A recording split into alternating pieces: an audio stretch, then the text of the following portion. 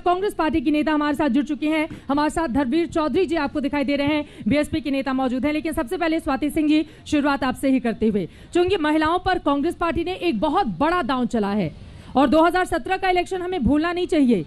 BSP को लेकर स्वाति सिंह और उनके परिवार पर जिस तरह से हमले किए जा रहे थे, उसके बाद आपने फ्रंट फुट पर आकर मोर्चा संभाला था और आप वो महिला रही जो 2017 की पहले कभी राजनीति में नहीं थी, लेकिन चुनाव लड़ा, जीती, उसके बाद मंत्री बन गई।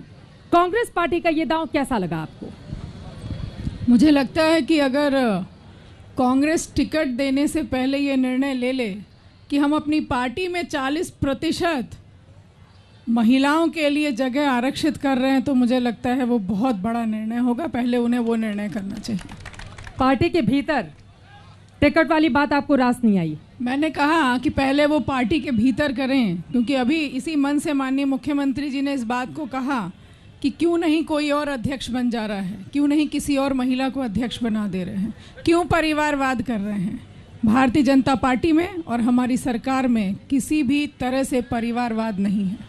लेकिन ये तो अच्छी बात है ना, अगर 40% महिलाओं की वो बात करती हैं, बढ़ चढ़कर महिलाएं चुनावी राजनीति में हिस्सा लेंगी, क्योंकि विधानसभा में आप खुद भी जानती हैं स्वाति जी, जब चारों तरफ पुरुष होते हैं, इक्का दुक्का महिलाएं ही नजर आती हैं वहां पर, आप जैसे लोग, तो इसका तो आपको दिल खोलकर स्वागत करना चाहिए। भारतीय जनता पार्टी में सिर्फ मैं जैसी मैं ही नहीं हूँ, बहुत सारी हैं। और मैं जहाँ तक आप कांग्रेस की अगर आप बात कर रही हैं कि उन्होंने ये दाव फेंका है, पहले ही आपने बता दिया उन्होंने एक दाव फेंका है, यानी कहीं ना कहीं उनके बात में कोई भी यथार्थ नज़र नहीं आ रहा है।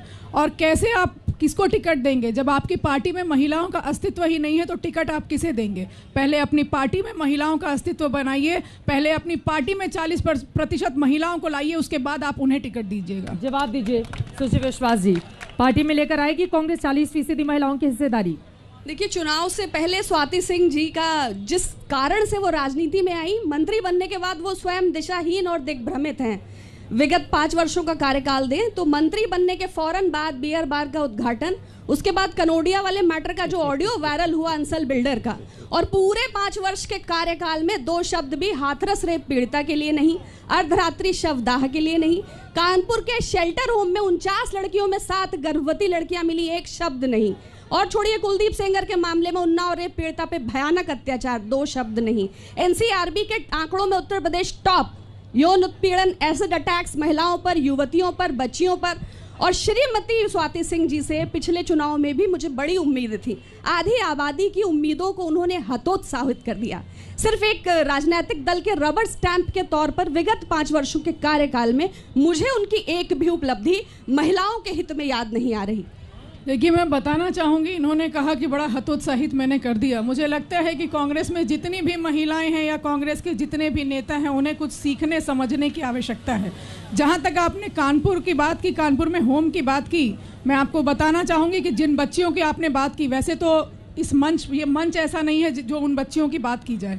वो बच्चियां जब होम में आई थी, पॉक्सो कांड के अंतर्गत आई थी, और पॉक्सो कांड में कौन सी बच्चियां होती हैं आप उनकी जानकारी लीजिए, उसके बाद किसी बच्ची पर आप टिप्पणी करिएगा। कोई भी बच्ची हमारे होम में किसी भी तरीके से उसके साथ कुछ भी दुर्व्यवहार नहीं हुआ है।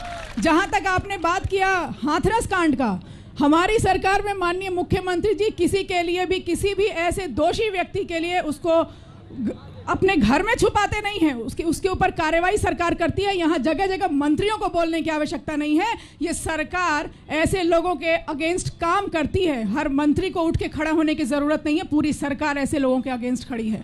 ये कांग्रेस में ऐसा होता होगा, आप बात कर रही हैं, मुझे शायद लगता है याद दिलाना पड़ेगा कि आपकी सरकार में कांड होता था। कांड सुनना चाहेंगी? अगर आप कांड सुनना चाहते हैं तो मैं आपको बता दूं कि जेसिका लाल कांड,